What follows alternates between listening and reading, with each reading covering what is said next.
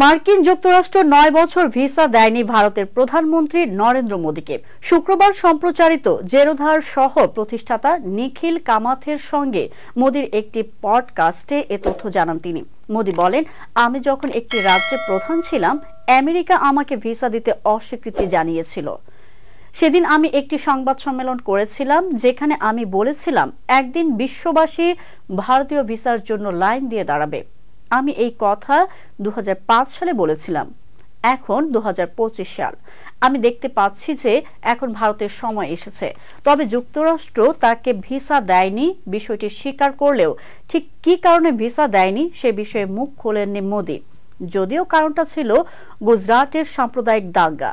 2002 সালে গুজরাটের দাঙ্গা বন্ধে কার্যকর পদক্ষেপ না নেওয়ায় যুক্তরাষ্ট্র 2005 সালে মোদীর ভিসা বাতিল করে দেয়। দীর্ঘ 9 বছর তাকে তার ভিসা দেয়নি আমেরিকা। তখন নরেন্দ্র মোদী বলেছিলেন, এমন দিন আসবে যখন ভারতীয় ভিসার জন্য বিশ্ববাসী লাইন দিয়ে দাঁড়াবে। বিবিসির প্রতিবেদন অনুযায়ী 2002 সালে গুজরাটের ওই সাম্প্রদায়িক দাঙ্গায় 1000-এর বেশি মানুষ নিহত হন। নিহতদের বেশিরভাগই ছিলেন সংখ্যালঘু মুসলিম। গুজরাটের দাঙ্গার সময় রাজ্যের মুখ্যমন্ত্রী ছিলেন নরেন্দ্র মোদী। তার বিরুদ্ধে অভিযোগ ছিল এই দাঙ্গা ঠেকাতে তিনি কোনো ব্যবস্থা নেননি।